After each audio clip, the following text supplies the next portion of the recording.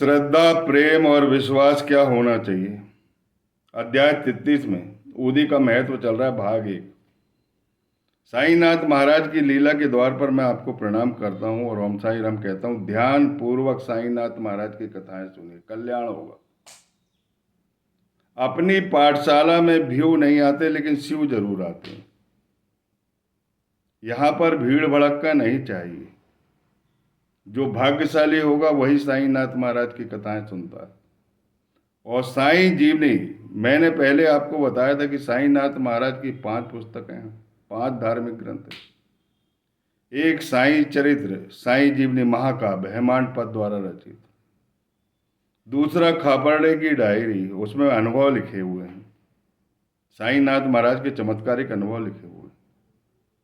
तीसरा साईनाथ स्तवन मंजरी, जो दासगणु महाराज ने महेश्वर के तट पर, माता नर्मदा के तट पर लिखा है। साईं की कृपा हुई, साईं हृदय में बैठकर लिखे, उससे अच्छी प्रार्थना मेरे को आज तक मेरे पढ़ने में नहीं आई। होगी लेकिन मेरे पढ़ने में नहीं आई। बहुत अच्छी स्तवन मंजरी है, भगवान प्रसन्न हो जाते हैं।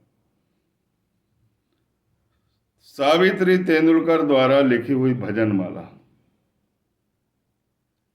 और जोगेश्वर भीष्म द्वारा लिखी गई सगुण उपासना, जो साईनाथ महाराज की 4 टाइम आरती होती है, वो आरती। ये 5 किताबों के बाहर जाने की जरूरत नहीं। लोग ढेर सारी किताबें पैसे कमाने के लिए बनाते हैं। लोगों ने व्रत की कथाएं, व्रत के लिए साईं का व्रत करिए, व्रत का खंडन किया है साईनाथ महाराज। इन 5 किताबों के अलावा अपने को बाहर नहीं जाना। श्रद्धा और प्रेम और भक्ति की जरूरत है, बस विश्वास की जरूरत है। नारायण मोतीराम जानी की कथा मैंने आपको बताया, आपने जान लिया। साईनाथ महाराज ने अंतर्ज्ञान से जान लिया कि इसकी नौकरी में भरण पोषण नहीं हो रहा है, इसको कुछ करना पड़ेगा। उनने लीला दिखाई। नारायण मोतीराम जानी और अपनी माँ के साथ जब शिरडी पहुंचे तो बाबा की करुणा तो देखो। वो उनकी माँ से कहने लगे, माँ मैं ये चाहता हूं कि नारायण को नौकरी छोड़ देना चाहिए और एक अपना निजी उपहार गृह खोलना चाहिए। और साईनाथ महाराज ने उसे खुलाया और उसमें बहुत बरकत हुई, बहुत पैसा आया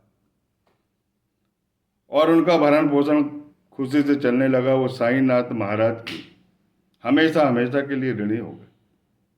और देखो, ऊदी नहीं मिल रही थी उनको, उनके मित्र को बिच्छू ने काट लिया था, ऊदी नहीं मिल रही थी। अगरबत्ती की ऊदी श्रद्धा, प्रेम और विश्वास से उस जगह पर लगा दी जहां बिच्छू ने डंक मारा था, ठीक हो गई। नाना साहब चांदोरकर बेचारे थाने में खड़े हुए थे। उनसे किसी ने प्रार्थना की कि ऊदी चाहिए। साईनाथ महाराज की ऊदी बड़ी रामबाण ऊदी है, वो उन्होंने बहुत खोजा, अपने पास ऊदी नहीं मिली। लेकिन श्रद्धा, प्रेम और विश्वास क्या होते। मार्ग की धूल उठाकर अपनी पत्नी के माथे पर लगा दिया और बाहर रोगी ठीक हो गया, प्लेग की बीमारी ठीक हो गई।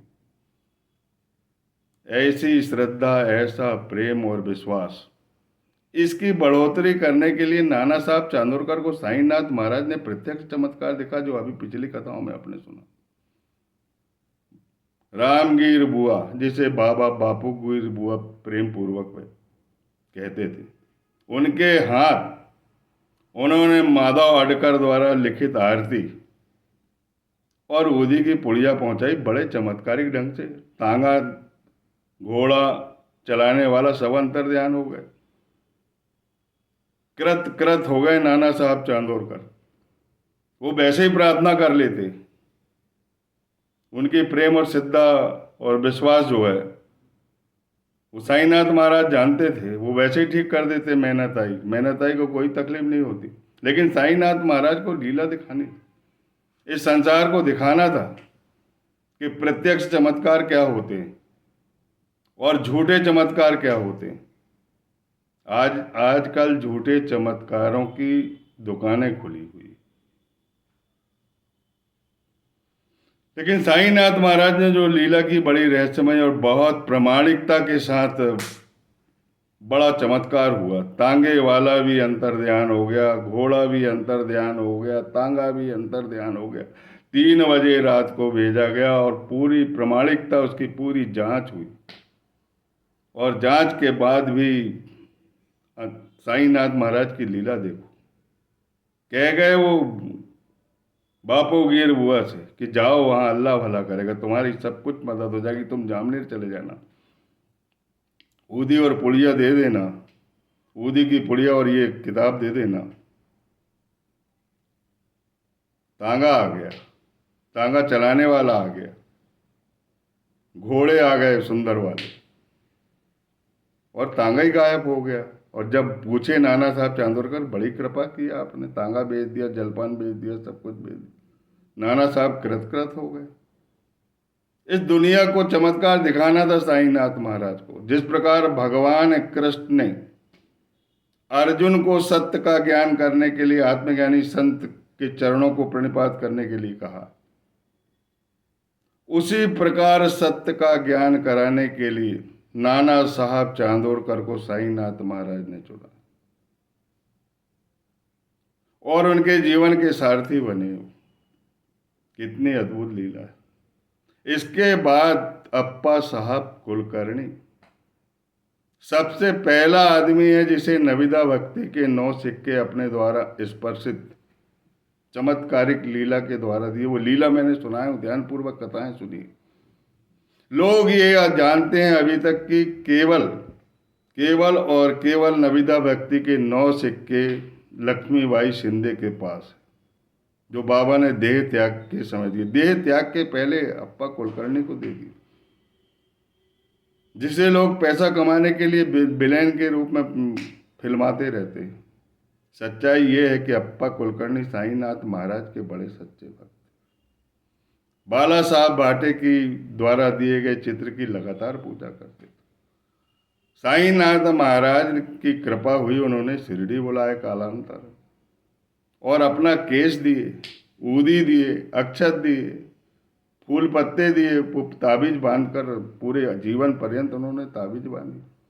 और उनको इतनी बरकत हुई कि उनसे दल संभालते नहीं बना, गिनते नहीं बना, इतना पैसे वाला बना दिया, लॉटरी लग गई उनकी। वास्तविकता ये है। इसके बाद एक नारायण की कथा और आती है। ये 2 नारायण हो गए। एक नारायण मोतीराम जानी की आपने उपहार गृह वाली कथा सुनी। दूसरा नाना साहब चांदोरकर की और भी कथा आएगी, सत्य का ज्ञान कराएंगे। गीता का जो श्लोक है, उस श्लोक का अर्थ, सत्य का ज्ञान कराएंगे। एक ही श्लोक ऐसा है जो समस्त गीता का अर्थ बता देता है, सत्य का ज्ञान करा देता है, सत्य परब्रह्म स्वरूप ईश्वर के दर्शन करा देता है सदगुरु में। ऐसी कथा आने वाली, उस कथा को मत छोड़िए। 39वां अध्याय, तीसरा अनुग्रह अध्याय रहेगा वो। और उसमें नाना साहब चांदोरकर की फिर कथा आएगी। नाना साहब चांदोरकर का चमत्कार तो आपने जान लिया। ऐसा चमत्कार किसी से नहीं बन सकता। लोग कहते हैं कि ये तो मुसलमान है, ये कैसे भगवान हो सकते हैं? जिनके अंदर अंतर आत्मा, जिन्होंने भगवत गीता पढ़ी नहीं, परमेश्वर क्या चीज होती, आत्मा परमेश्वर। जो अपने अंदर के परमेश्वर को नहीं देख सकता, वो बाहर के परमेश्वर को कैसे देख सकता? ऐसी स्थिति है जो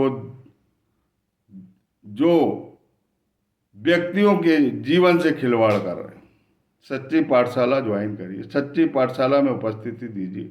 सदगुरु साईनाथ महाराज की सच्ची पाठशाला 150 साल से उन्होंने अलग जलाई। अलग निरंजन की राख है, भस्मी है, शंकर की भस्मी है, जिन्होंने कभी कोई वस्त्र नहीं पहने और इस भस्मी को धारण किए, सत्य को धारण किए।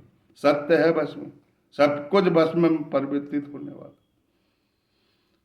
एक और नारायण है जो साईनाथ महाराज के बड़े परम भक्त थे।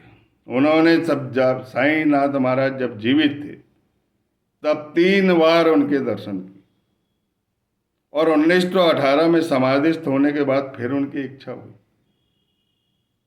कि साईनाथ महाराज से मिलना जरूरी है, और वो 3 पैर उनका ध्यान करने लगे। साईनाथ महाराज को दया आई, वो उनको बुलाना ही चाहते थे, और वो इसीलिए नहीं आ पा रहे थे कि उनका स्वास्थ्य उन्हें अलाउ नहीं कर रहा था शिरडी जाने के लिए।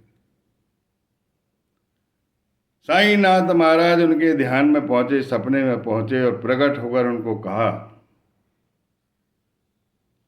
एक गुफा में दर्शन देते हुए कहा कि तुम कल से ठीक हो जाओगे और तुम्हें चलने फिरने में कोई परेशानी नहीं आएगी और तुम बाहर आ सकते हो, शिरडी भी आ सकते हो, घूम फिर सकते हो।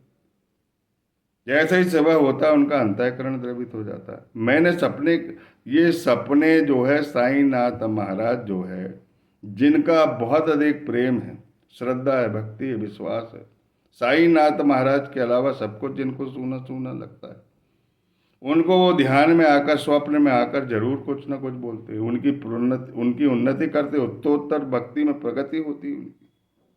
बड़ी अद्भुत लीला है साईनाथ महाराज। और इसीलिए मैंने साइंस, अपने ज्ञान, अपने आध्यात्मिक सत्संग रखा। जो कुछ मुझे मिलता है वो मैं आप तक भेज देता हूँ। लोग कहते हैं कि अपने सपने नहीं बताना चाहिए, लेकिन मैं कल्याण के लिए सपने बताता हूँ, क्योंकि साईं चरित में स्पष्ट लिखा है। ये संकीर्ण भावना से ऊपर आकर हमें हेमांड पत ने मार्गदर्शित किया है। मैं हेमांड पत जी को प्रणाम करता हूँ, दासगणु महाराज को प्रणाम करता हूँ। ये ऐसे लोग हैं जिन्होंने सत्य पर ब्रह्म स्वरूप की करुणा को इस धरती पर संचित किया। इस कलयुग के प्राणाधार है साईनाथ महाराज, भगवान कृष्ण के अवतार, अनेक प्रमाण दिया हूं मैं। श्री कृष्ण का मंदिर श्री कृष्ण का मंदिर बनने वाला था, साईनाथ महाराज बैठे, अनेक प्रमाण दिया हूं मैंने, बहुत प्रामाणिकता के साथ कथन किए हैं मैंने। ध्यान पूर्वक कथाएं सुनिए। देखो, भक्तों को बुलाने के लिए, उनमें भक्ति की उत्तरोत्तर वृद्धि के लिए, प्रेम और विश्वास पैदा करने के लिए नारायण, जो अलग नारायण है 33वें अध्याय की कथा में, उनको बुलवा लिया उन्होंने शिरडी और बृहदहस्त रखा और उदी की पुड़िया दी और कहा कि अब तुम्हारा स्वास्थ्य ठीक रहेगा और तुम्हारी उत्तरोत्तर प्रगति होगी और लक्ष्मी की वर्षा होगी, धन दान बहुत मिलेगा, अल्लाह बहुत देगा। हरिभाव कार्णिक शिरडी गए, 2-4 दिन साईनाथ महाराज की बहुत सेवा की। आने का मन नहीं हो रहा था, लेकिन घर के काम में आना पड़ता है। दक्षिणा, दान दक्षिणा सब दिए उन्होंने। और इसके बाद जब सीढ़ी उतरने लगे तो सोचने लगे कि 1 रुपये दक्षिणा और देना चाहिए। मन में आई बात, लेकिन नहीं दे पाए और चले आए। इच्छा थी, दक्षिणा भी दिए, लेकिन 1 रुपये देने की और इच्छा थी, नहीं दे पाए। नासिक आए, कालाराम मंदिर में, वहाँ नरसिंह स्वामी हाथ पकड़कर बोलने लगे कि मेरा एक सिक्का दो। अरे भाई, मेरा एक सिक्का दो। 3 बार उन्होंने कहा। वो आश्चर्यचकित हो गए कि साईनाथ महाराज ने जो सिक्का मैं देना चाहता था, वो सिक्का साईनाथ महाराज नरसिंह स्वामी के रूप में ले रहे। इतनी अद्भुत लीला। ये आत्मज्ञानी संत एक से होते, इसीलिए मैं बोलता हूँ, सच्चे और आत्मज्ञानी संत का पल्ला पकड़ो, नकली और बाजारू लोगों को छोड़ो, कोई मतलब नहीं है। भीड़ की तरफ मत जाओ। कई लोग मुझे बोलते तुम्हारे कोई व्यू नहीं आते कथा में। इनका शिव जी रहते हैं तो व्यू कहाँ रहेंगे? जहाँ शिव जी नहीं रहते वहाँ करोड़ों व्यू रहते हैं, मिलियनों में चलता है काम। लेकिन मुझे इसकी आवश्यकता नहीं है। मुझे उनकी आवश्यकता है जिनके मन में श्रद्धा, प्रेम और विश्वास है मेरे साईनाथ के प्रति और अपने आत्मज्ञानी सदगुरु के प्रति, अपने भगवान के प्रति सच्ची श्रद्धा। वही भाग्यशाली आदमी इस कथाओं को सुनेगा, इन कथाओं को सुनेगा और उनका कल्याण होगा। बोलिए सच्चिदानंद सदगुरु साईनाथ महाराज की जय। जो इस कथा को सुनेगा उनके घर में चमत्कार होगा, धन की वर्षा होगी, धन धान से वे परिपूर्ण हो गए, अच्छा स्वास्थ्य मिलेगा। अकाल मृत्यु तो होगी नहीं, लिख के रख लो, मैं लिखित में देता हूँ आपको। अगर आत्मज्ञानी संत है, ऐसे फकीर जो सर्वसंग परित्यागी, जिसके खाते में एक भी पैसा नहीं, जो रोज दक्षिणा लेता था, रोज मार देता था और फिर अल्लाह के नाम से अपना जीवन जलाता था। जो कुछ होगा कल होगा, लेकिन आज बांट के फुर्सत हो जाते थे।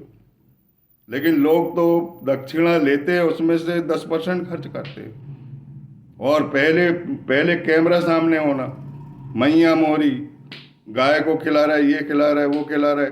अरे किसके पैसे में खिला रहा है? कोई तुम मजदूरी कर रहा है, खंती खोद रहा है, किसी के घर पुताई करने जा रहा है, दूसरा पैसा दे रहा है जब तुम ये पुण्य के काम कर रहा है, और उसी में भौतिक सुख भी रख।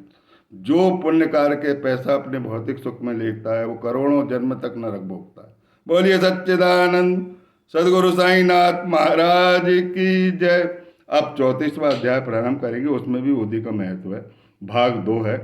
इस प्रकार 33 कलश आपके घर पहुंच चुके हैं साईं जीवनी के, हेमांत पद द्वारा प्रज्वलित हो गए, अंधकार वहां से हमेशा के लिए दूर हो जाए, बाल बच्चे पढ़ाई लिखाई करेंगे, अच्छी नौकरी और रोजी रोटी पे जाएंगे, बच्चों की शादी अच्छी जगह होगी, घर संसार अच्छे से चलेगा, आध्यात्मिक उन्नति होगी, अंत में प्रभुपद की प्राप्ति होगी।